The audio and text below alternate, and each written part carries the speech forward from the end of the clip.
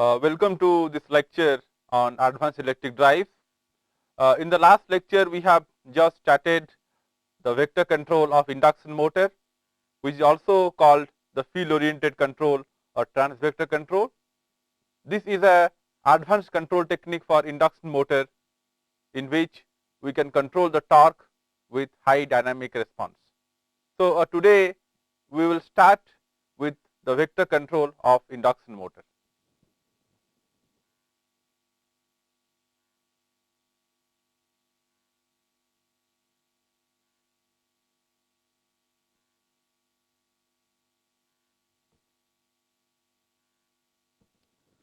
Now, by vector we mean there has to be an amplitude and a phase angle. Now, when we are controlling an induction motor, we are controlling the stator MMF both in amplitude and phase angle. So, when you are controlling the stator MMF with amplitude and phase angle, we call that vector control. The primary objective of vector control is to control an induction motor similar to that of a separately excited DC motor. There has to be a control similar to separately excited DC motor because in a DC motor we have separate brass, armature and field. So, let us see the structure of a DC motor. So, this is a DC motor we have the brushes here, this is armature and we also have a field winding. This is the armature of the DC motor. And often what we have in case of large DC motor, we also have a compensating winding. The purpose of the compensating winding is to neutralize the effect of armature reaction. And the compensating winding is connected in series with the armature and the MMF of the compensating winding is in opposition to the armature MMF. So that there is a cancellation of the armature MMF and the effect on the field is reduced. So, we can also have a compensating winding here. And how do we connect it? We connect it in the following fashion.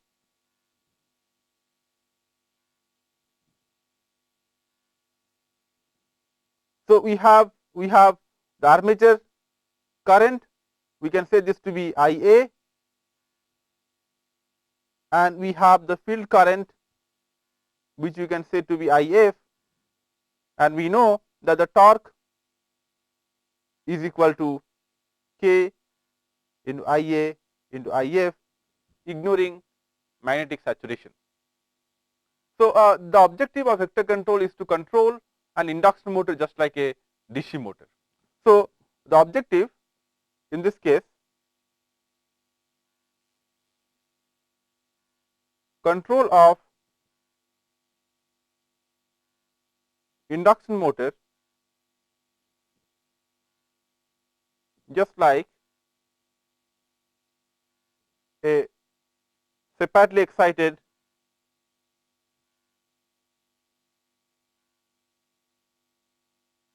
fully compensated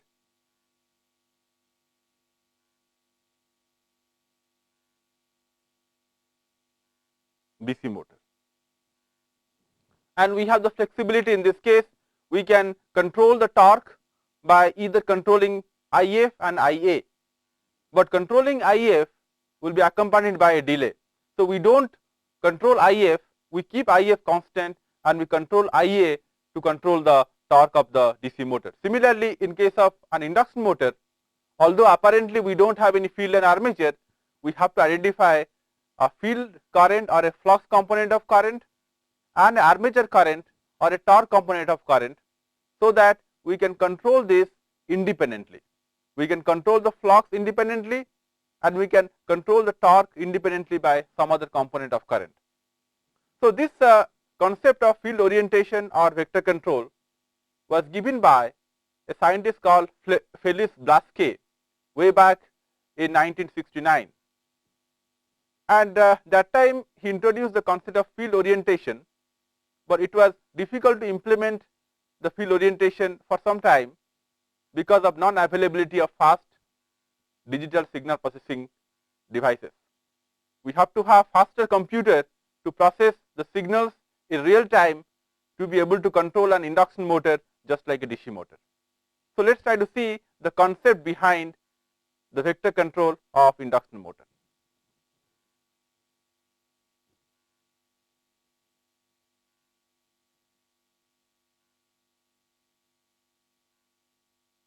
We can call this to be also field oriented control,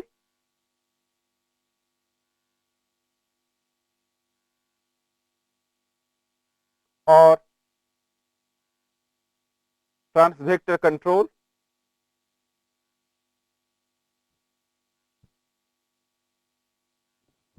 or decoupled control.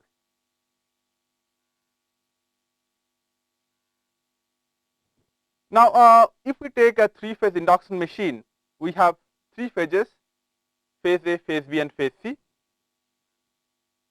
We can draw the 3 phases of the machine. This is the rotor, and we can have one phase here, we can have the second phase here, and we can have the third phase here. And similarly, the rotor can also have 3 different phases, phase A, phase B and phase C. So these are the stator phases and these are the rotor phases. And rotor is rotating, this is the rotor axis.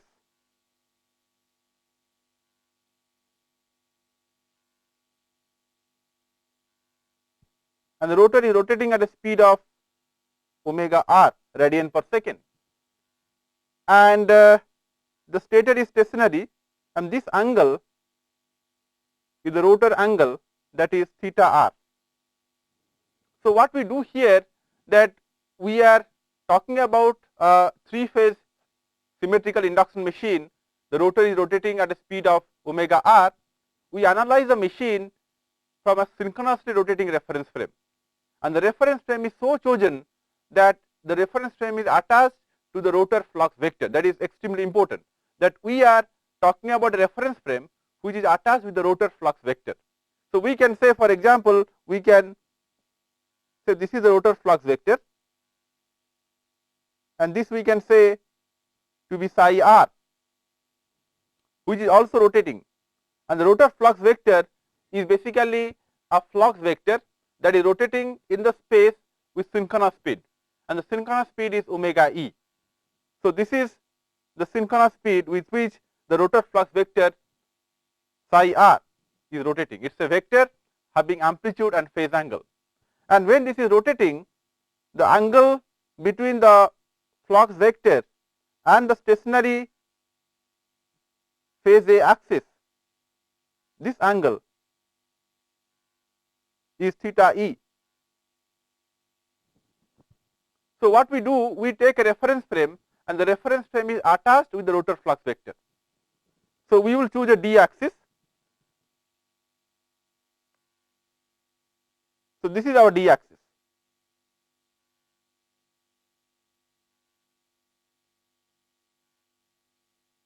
and we can also choose a q axis orthogonal to d axis.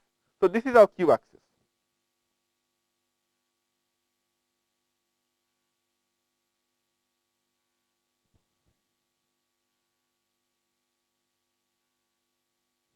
And this dq axis are rotating with the rotor flux vector at synchronous speed, and synchronous speed is omega e, and since this is a very special reference frame, we call this reference frame to be dE and QE, d superscript e and q superscript e, symbolizing that these are the reference frame attached with the rotor flux vector.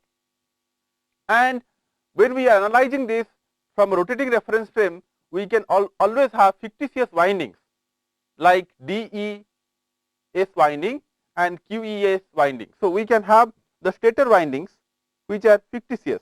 So we can have the windings here in the stator, and this you can call to be DS winding, but this is rotating with the rotor flux vector. So, we can call this to be ds superscript E, and similarly we can have a QS winding, and the QS winding is also a rotating winding, we can call QSE. And similarly in the rotor we can always have an equivalent rotor winding also, like DRE and QRE. So, we can have a rotor winding here in the rotor. This is DRE, and similarly we can have QRE. As we have seen in case of a Cron's primitive machine model, we can have two windings in the stator and two windings in the rotor, but these windings are not stationary, they are rotating at the speed of rotor flux vector, because the reference frame is attached with the rotor flux vector. Now, this is a very special reference frame. Now, if we are taking this reference frame, what is the advantage? The advantage is this, that if we are orienting the d axis of the reference frame, this is the reference frame d axis along with the rotor flux vector, that is psi r, we have this following equation. The equation is this, that psi d r E is equal to psi r. You can see that if I find out the d axis component of the rotor flux, the total rotor flux is oriented along the d axis. So, we can say that the d axis flux is entirely psi r. And if I ask this question, what is psi q r E? What is the component of rotor flux vector or the rotor flux along the q axis rotor? And that will be equal to 0, because the rotor flux is entirely along the d axis. There is no component of the rotor flux along the q axis. So, we can always say that psi q r E equal to 0. So, this is very similar to that of a DC machine. Now, if you take a DC machine, in this case, that we have the flux along the d axis, this is our d axis. So, this is our d axis. So, we can call this to be the d axis here, and this is the q axis.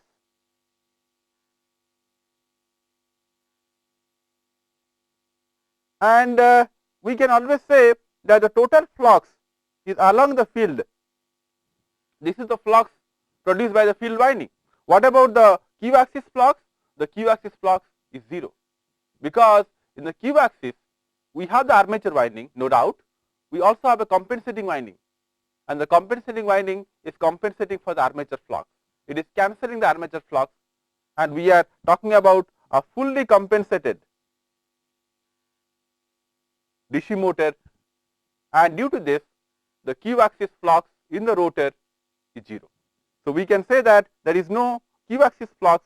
So, in this case the q axis flux does not exist. So, we are trying to have an analogy between an induction machine and DC machine in a rotating reference frame, and the reference frame is rotating at synchronous speed.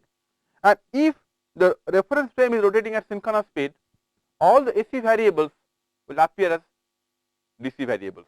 Actually, if you see the phase A, phase B and phase C of an induction machine, the currents are AC currents, but these AC currents will appear as DC currents if we view them from a synchronously rotating reference frame.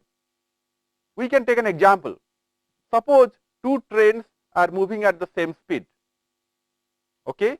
If the two vehicles are moving at the same speed, both the vehicles are moving, and a person is seated in one of the vehicles, he will observe the other vehicles to be stationary. Although both the vehicles are moving, the relative velocity between the two is equal to 0.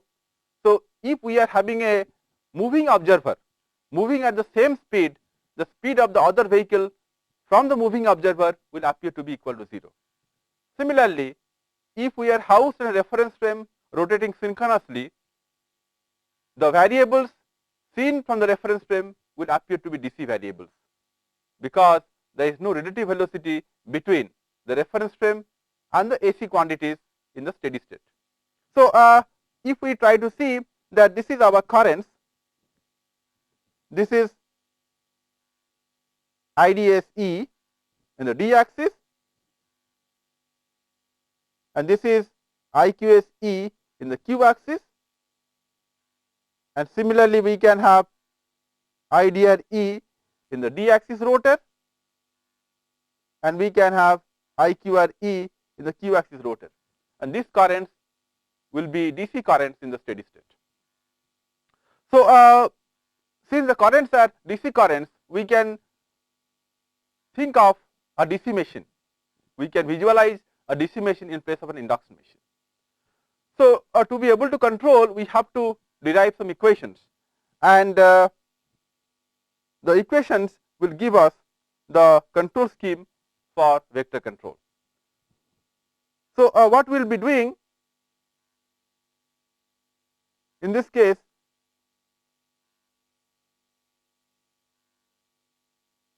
we will be writing down the equations for d axis rotor. So, we are writing down the equation for the d axis rotor. So, we can say that VDR in the rotating reference frame, that is superscript E, that is 0, because the rotor is short circuited, that is equal to RR IDR plus P psi dr, and if you see in this case, the relative velocity between the reference frame and the rotor is omega E minus omega r.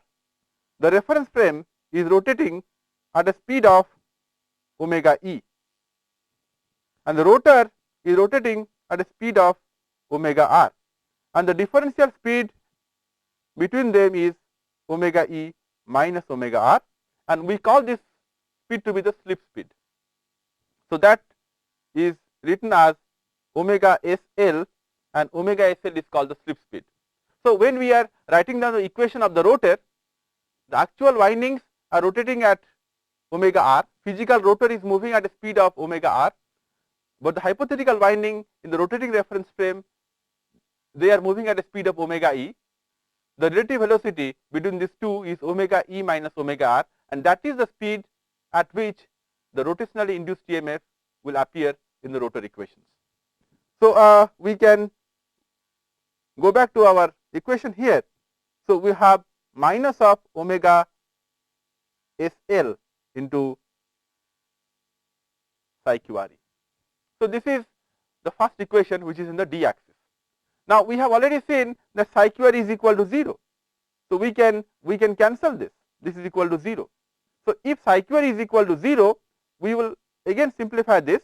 We can say that 0 is equal to RR IDR plus P psi dr. Now, when we are writing down all these equations, all the variables are referred from the primary side. So, although we do not show in terms of primed variable, we assume that all the variables are observed from the stator. So, the effective number of turns have been multiplied, the parameters are also seen from the primary side. So, these equations are all written from the primary side.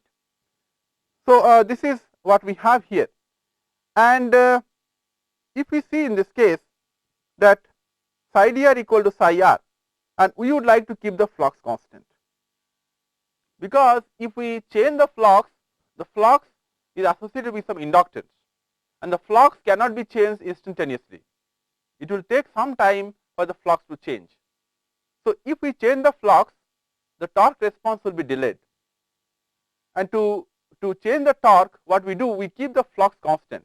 So, what we say here that psi r is kept constant, or the rotor flux is kept constant. So, if psi r is kept constant or psi dr is kept constant, we can say here that P psi dr equal to 0.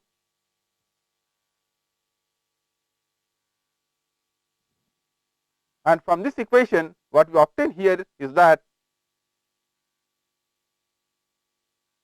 RR IDR equal to 0, or IDR is equal to 0. So, it means there is no d axis rotor current.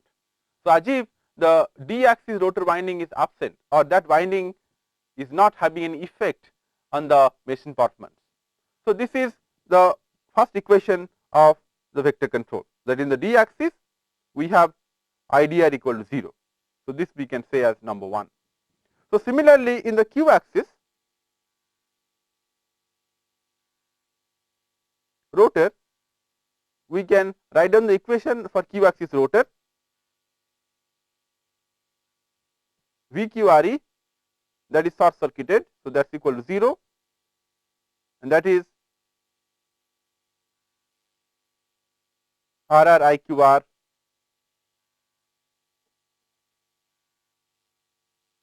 plus P psi QR plus omega SL psi dr. We are again writing down this equation in the rotor flux reference frame, and the reference frame is rotating at synchronous speed, and the speed of the reference frame is omega E, and that is why the speed induced EMF is appearing with a factor of omega SL. Omega SL is the slip speed. Now, in this case, this is equal to 0 because we do not have any q axis flux. Psi QR is 0 here, and because of this, this quantity will vanish. So, we can say in this case 0 is equal to RR IQR plus omega SL psi dr, and we can find out the value of omega SL here. Omega SL is equal to minus of RR IQRE by psi dr. So, this is the expression for the slip speed. Now, the slip speed expression is quite interesting. The slip speed is proportional to IQRE and it is inversely proportional to psi dre. Now, we can substitute for IQRE because IQRE is the rotor current in the q axis, and the rotor currents are not easily accessible. So, we have to replace the rotor currents by stator currents. So, we can say here that psi QRE equal to 0, and that is equal to LR IQR plus LM IQS, or we can say here that IQRE is equal to minus of LM by LR IQSE. So, what we will do here, we will substitute for IQRE in this case. So, we can rewrite this equation for the slip speed.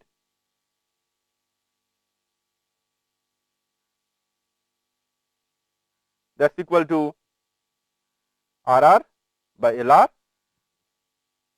into LM IQSE by psi dre. LR by RR is called the inverse of the time constant. So, we can say in this case it is LM by tau R into IQSE by psi dre. So, the slip speed expression will be useful when we control the induction motor with vector control. Now, here we can also have another simplification. We know that psi dre is equal to, as we wrote the expression for psi QRE, similarly we can write for psi dre. Psi dre is LR IDR plus LM into IDS, and we have already seen that IDR equal to 0. This is what we have already seen. So, we can substitute this IDR equal to 0 in this expression. So, this will be 0. So, this vanishes in this case. So, what we have here is that psi dre is equal to LM into IDSE. Now, it means the rotor flux can be controlled only by stator current. If we vary IDSE, we can change the rotor flux, and psi dre is same as the total rotor flux, that is psi r. So, when we change IDSE, we can change the rotor flux, and in the expression for the slip speed, we can replace psi dre by LM into IDSE. So, we can write the expression for the slip speed, and the slip speed here is 1 by tau r into IQSE by IDSE. So, this expression for the slip speed will be useful for us when we control the induction motor with vector control. Now, let us see how it will be useful. So, we have been able to find out the slip speed and the other equations. Now, what about the torque? Torque equation is given us for an induction motor. We know it is 3 by 2 into P by 2 into Lm into IQS IDR minus IDS IQR. And since we are talking about a rotor flux reference frame, we'll have to put a subscript here. So, this is the torque equation of an induction motor, and we can further simplify this, and this, if we simplify this, what we will do here, we will replace this IDR by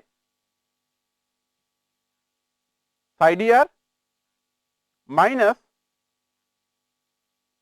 we can say here Lm into IDS by Lr, and similarly we can substitute for IQR. IQR is psi QR minus Lm IQS by Lr. So, if we substitute for this IDR and IQR, we can get back the torque expression in a different form. So, we can rewrite the expression for the torque 3 by 2 into P by 2, and after simplification we will get Lm by Lr into IQS into psi dr minus IDS into psi QR. So, these are the expression, this is the expression for the torque of an induction motor as a function of the stator currents and the rotor flux. And this equation will give us the equation of the torque as we have seen in case of a DC machine. So, what we have here is the following, that we have psi QR equal to 0. Now, if psi QR is equal to 0, we can make this equal to 0, and if psi QR is equal to 0, we can rewrite the expression for the torque as 3 by 2 into P by 2 into Lm by Lr into IQS into psi dr. And this is a simple equation compared to a very complex equation of an induction motor, and the torque can be produced by the product of two variables, and one is the flux and other is a component of stator current. So, this is called the torque component of current.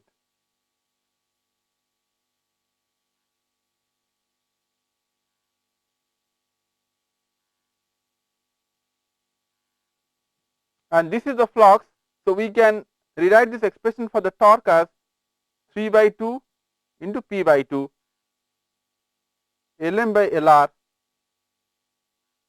IQAC, and we can substitute for psi dr, and psi dr is Lm into IDAC.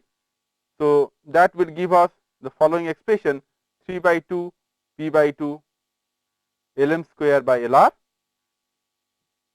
into IQAC into IDAC. So, we see that the equation of the torque for an induction machine is just like a DC machine. If you see the DC machine torque equation, what we have is that T is equal to K into IA into IF, and what we have here is something very similar. We have, in case of an induction machine that we have just seen, it is 3 by 2 into P by 2 into Lm square by Lr into IQSE into IDAC. So, this IQAC is comparable to IA. So, we can say that this is something similar to IA, and IDAC is something similar to the field winding current. So, we have two types of current here, two components of current, that is IQAC and IDAC. IQAC is called, as we have already seen, this is called the torque component of current,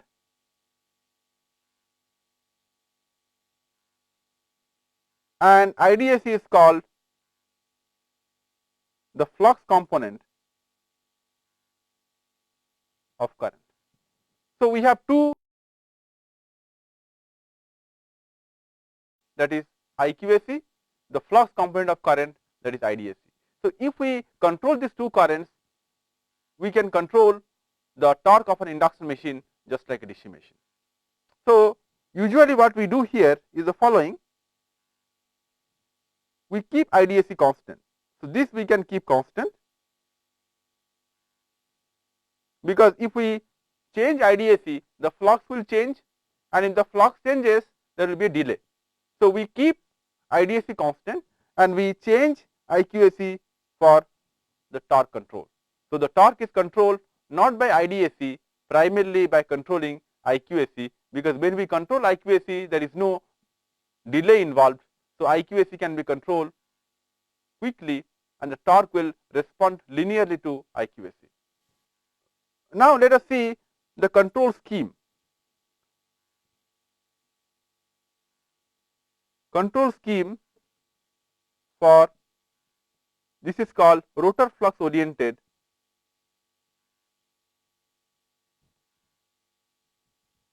vector control. This is called rotor flux oriented vector control because the reference frame is oriented along the rotor flux, and hence it is called a rotor flux oriented vector control. Now, we have two currents in this case, IDAC and IQAC, but this IDAC and IQAC are hypothetical currents. They are the currents in a rotating reference frame which is non-existent, and this is only in our mind, this is only in the concept. Now, when we are actually controlling the machine, we have to translate or we have to transform this IDAC and IQAC into the actual currents of the machine, and the actual currents are IA, IB and IC. So, we have to transform this IDS and IQS into IA, IB, IC. So, what we have to have here is the following: we have to have a transformation. So, this is our IQAC and this is IDAC, and we have to transform these two current components into the actual currents of the machine, and that is IA, IB, IC. Let us see our original diagram here. Actual currents in the machines are IA, and this is phase B, IB, and this is phase C and IC. And we have been able to evaluate what is IDAC and what is IQAC. These currents we know, but these currents are hypothetical currents. Although we can do the control in IDAC and IQAC, we have to actually inject IA, IB, IC into the machine windings. So, we have to transform this IDAC and IQAC into IA, IB and IC, and thus it involves a transformation. And if we see that this reference frame is having an angle of theta E with phase A, so the transformation will involve theta E. So, the transformation that is applicable here is a transformation that will involve theta E. So, we can say here that if you want to get back IA, IB, IC, we have to use a transformation as follows. So, the transformation in this case is IA, IB and IC. This we have to obtain from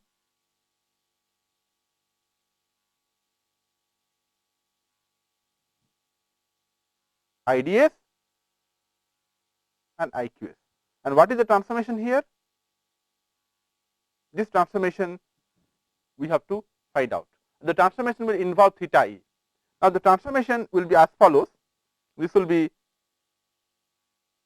cos theta E, this is cos theta E1, this is cos theta E2, this is minus of sin theta E, minus of sin theta E1, minus of sin theta E2, and where theta E1 is equal to theta E minus of 2 pi by 3, and theta E2 is equal to theta E plus 2 pi by 3. So, this is a transformation that will transform IDS and IQS into IA, IB, IC. And when we obtain this IA, IB, IC, we can use an inverter to inject this current to the windings of the actual machine. So, in fact, these currents are the reference currents. So, we can say here IA star, IB star and IC star, they are not the actual current, they are the reference currents. So, they have to be impressed onto the machine windings. Similarly, these currents are also IQS star and IDS star. So, we can have an inverter to inject these currents onto the machine winding. And this transformation, as we are seeing, this will involve theta E. And what is this theta E? Theta E is the angle of the rotor flux vector. If we see, as we have already drawn here, this angle is theta E.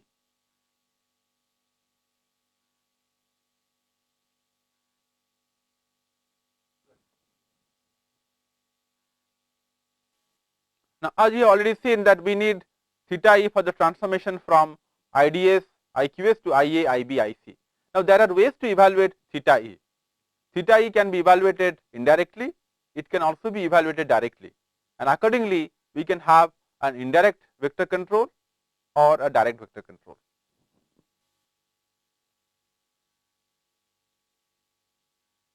Evaluation of rotor flux vector angle theta E. So, we know that theta E is obtained by integration of omega E.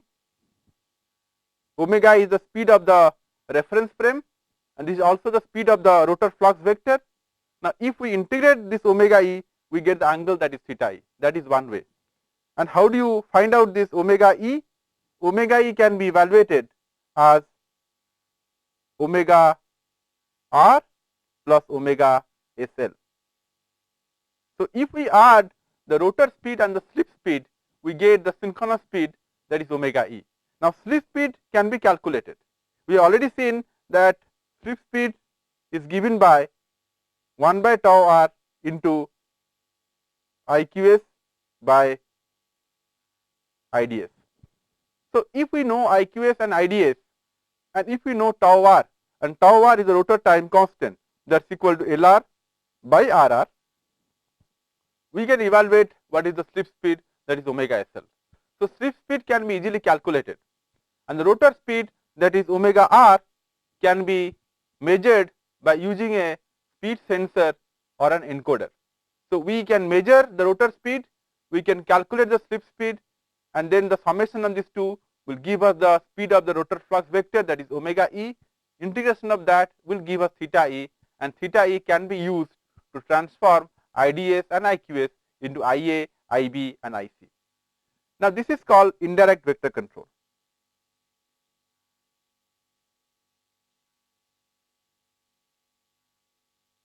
As theta E is evaluated indirectly. This is one of the ways to evaluate theta E. Now, the second method of evaluating theta E is to sense the rotor flux.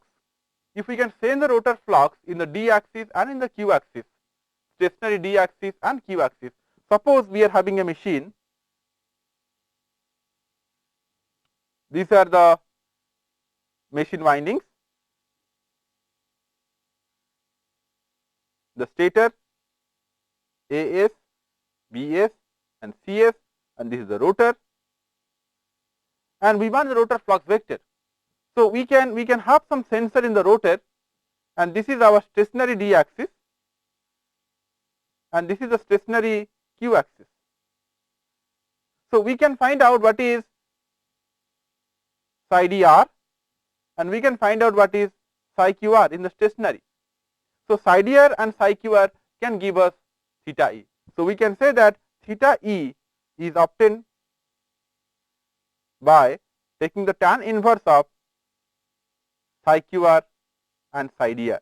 These are the stationary flux components. Psi DR and psi QR are the stationary flux components.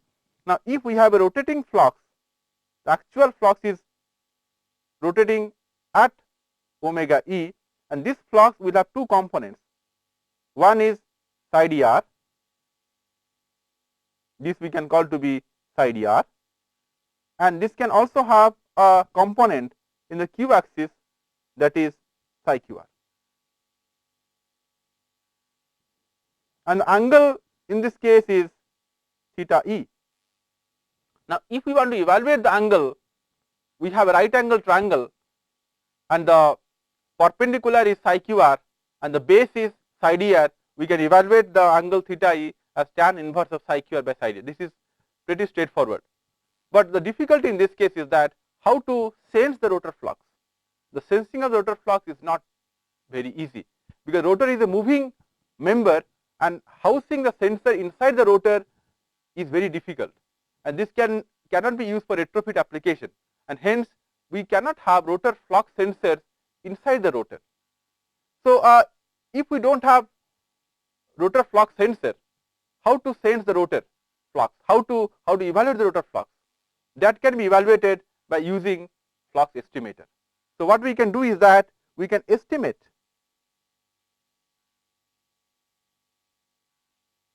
psi DR and psi QR, and the estimation of psi DR and psi QR can give us psi DR hat and psi QR hat, and then we can evaluate what is theta e from the estimate. These are the estimates, and from the estimates we can calculate or we can evaluate what is the rotor flux angle, that is theta e. So, this is called direct vector control.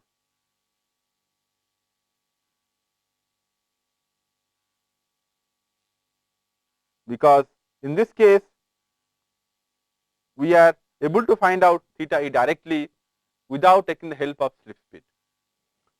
So, we will now see a control block diagram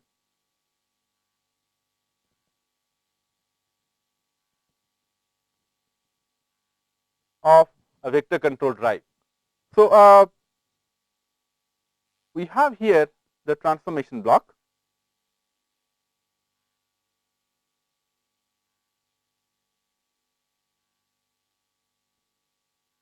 and this angle is theta e, which is used for the transformation. We have the reference speed in this case omega r star,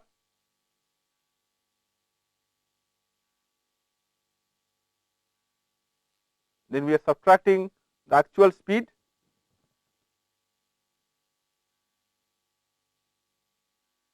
we are feeding it to a PI controller,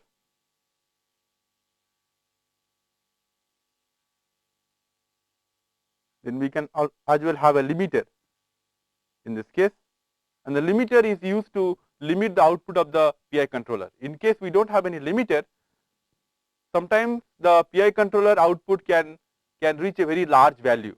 So, to limit to the practical value, we have to have a limiter after the PI controller, and the output of the limiter is the reference torque Te star, and this we can divide by 3 by 2 P by 2 Lm square by Lr into IDAC. So, what we obtain here is IQAC. So, this is what we can divide here. This is the numerator and this one is the denominator, and this is IQAC star because this is the reference torque component of current, and IDAC is given directly. What we have here is IDAC star because we want to keep the flux constant and we are keeping IDAC constant. So, this IDAC star is fed directly, we are not changing IDAC, and from IDAC and IQAC we can evaluate the slip speed.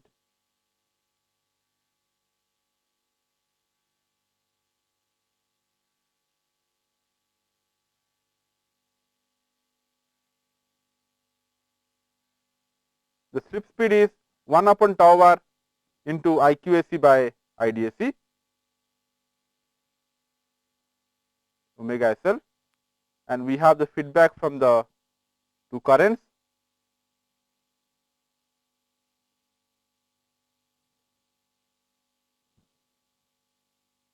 And then to the slip speed we are adding the rotor speed.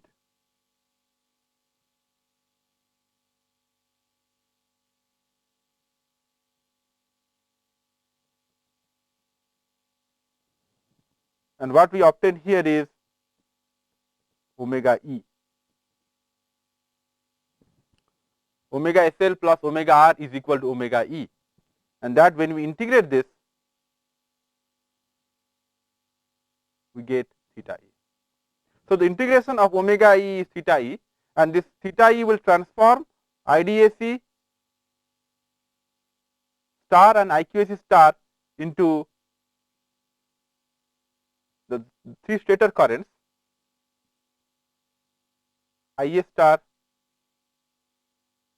IB star and IC star. And then we have the comparators here. We can have the current comparators,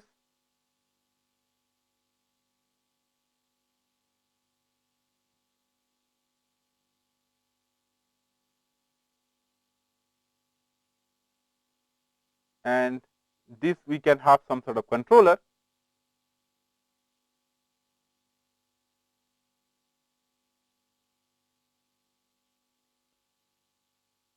For three independent phases, this is for phase A, this for phase B, this for phase C.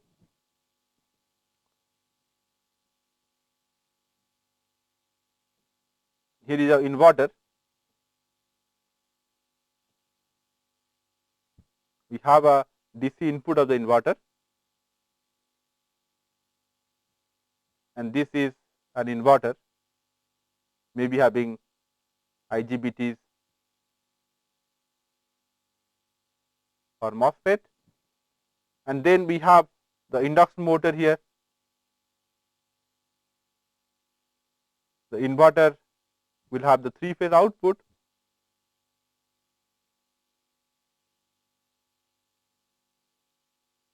and outputs are fed to the induction motor,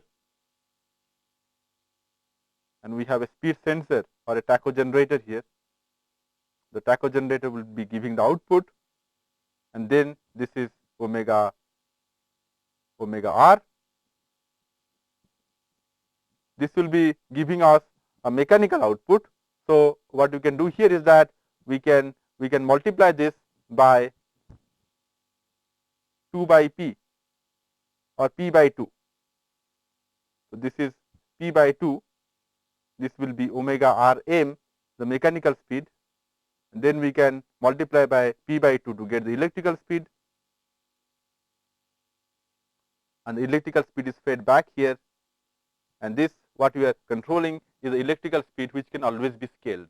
So, this omega R here is the electrical speed, omega R m is the mechanical speed, and hence we have to multiply the mechanical speed by pole pair to obtain the electrical speed.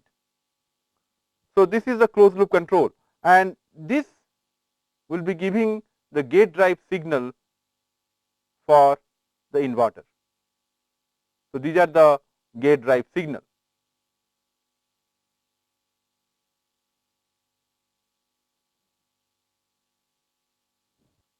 And this feedbacks will be IA, this is the actual current that is fed back. Here we have IB and here we have IC. And in this case we have three different phases. This is A, this is B and this is C. And the currents here are IA, this is IB and this one is IC. So, we can have the current sensors. We can have the current sensors in 3 phases to give us IA, IB, and also for phase C we can have another current sensor to give us these 3 signals. Okay, and these 3 signals can be fed back as the feedback signal for phase A, phase B, and phase C inverter control. So this actually is a closed loop control block diagram for indirect vector control. It is called indirect vector control because the slip speed is calculated and we are adding the slip speed with the rotor speed to evaluate the transformation angle, that is theta. Now we will focus on the control of the inverter. This is the inverter. This inverter is a voltage source inverter. So let us try to see what is the structure of this inverter. So if you see the structure of the inverter, this inverter would be a 3-phase inverter.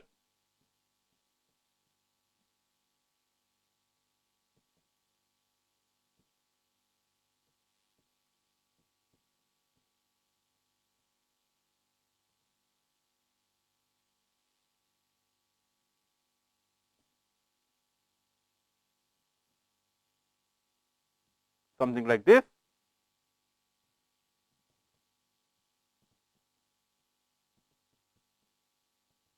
And this is the DC voltage, and these are the 3 switches of the 3 phases of the inverter. We have, say for example, phase A, phase B, and phase C. And since this is a VSI, the transistors will have an anti-parallel diode. So we have the diodes here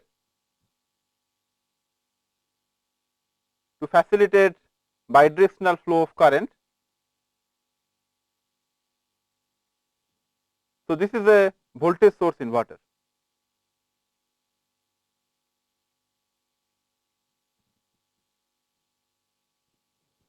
And the currents are in this case IA, IB, and IC, and these will be feeding to the motor.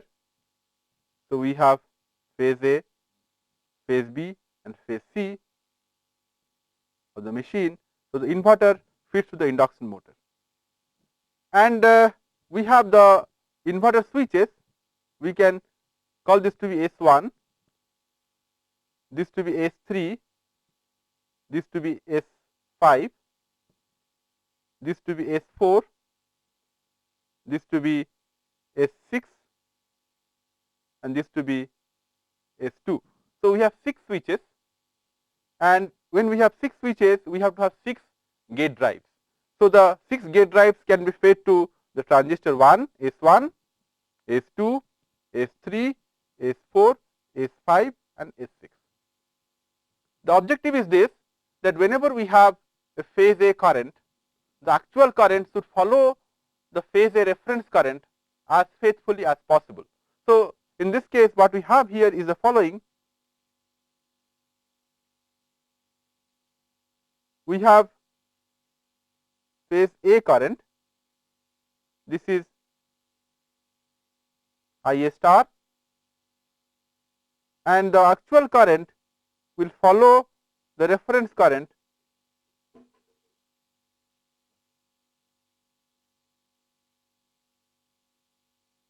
within a band. So this is how the actual current will look like. This is IA. So what we do, we have a reference current, that is IA star. We define a band around the reference current. We have an upper band and we have a lower band. So this is the upper band called IA star plus H.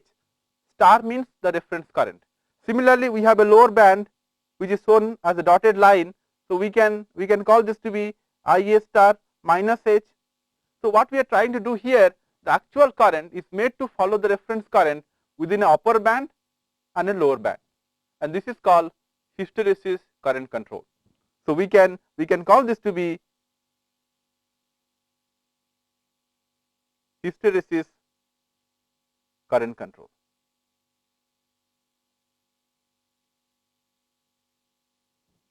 So, if you talk about a particular phase, say for example phase A, if we want to increase the phase A current, we switch on the upper switch,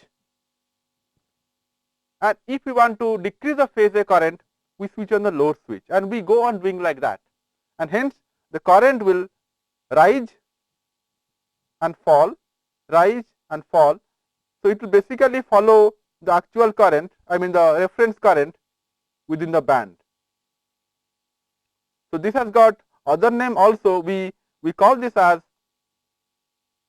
bang bang control.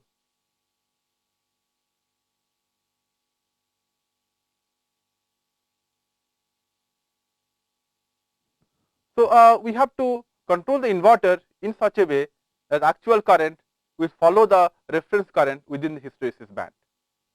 So, this is for phase A, and similarly we can control phase B and phase C current, and phase B is shifted from phase A by 120, phase C is shifted from phase B by 120, and the inverter is controlled in such a way that the inverter will inject the actual current within a hysteresis band of the reference current onto the three phases of the machine, that is phase A, phase B and phase C.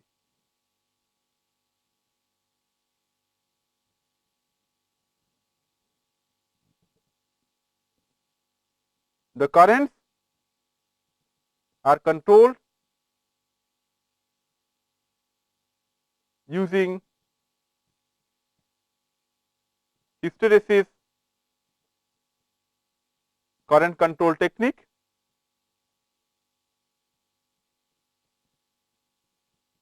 by proper switching of the inverter switches. So, we can just have a logic that if IA is higher than IA star plus H, S1 is turned off and S4 is turned on, and if IA is less than IA star minus H, S1 is turned on and S4 is turned off. So, this means VDC is equal to 0, or V the voltage here will be equal to 0. So, it means we have VAN is equal to 0, and this means VAN equal to VDC. Now, if we see this inverter structure, we can define a P and we can define an N here, and these are our three phases A, B and C. So, we are concentrating on phase A. Now, if you concentrate on phase A, we can define VAN, VA capital N. Now, if the current is hitting the upper band, it means it is increasing. So, we have to bring it down. Now, we have to bring it down by switching the lower switch. The lower switch is S4. So, in this case, if it is hitting the upper band greater or equal to this, we can switch off the upper switch and switch on the lower switch. It means we can make VAN equal to 0, and if IA is lesser equal to IA star minus H, it means the current is hitting the lower band, we have to switch on the upper switch, we have to increase the current, and the current can be increased by switching on the upper switch and switching of the lower switch. So, that is what we can do here, that if IA is less than IA star minus H, we can switch on the upper switch and switch off the lower switch. And S1 and S4 are complementary. We can see this inverter structure that these two switches are complementary. The gate drive to S1 is the inverse of gate drive to S4. Similarly, the gate drive of S3 is the inverse of gate drive of S6, and gate drive of S5 is the complement of gate drive to S2. So, these are complementary switches, and this is basically the structure for one phase, that is phase A, and we can similarly have for phase B and phase C, and hence we can control the 3 phases as per the reference current requirement, and when we control the 3-phase current, the machine is automatically controlled under vector control. So, in this particular lecture we have discussed the vector control of induction motor. We have seen how the vector control is similar to that of a DC motor control. We have derived the expression for the slip speed. We have seen what is the difference between direct vector control and indirect vector control. We have also seen a control block diagram of closed loop speed control of induction motor with vector control. So, in the next lecture we will try to see that instead of keeping the flux constant, if we vary the flux, how does the response change? So, we will see the vector control operation under variable rotor flux.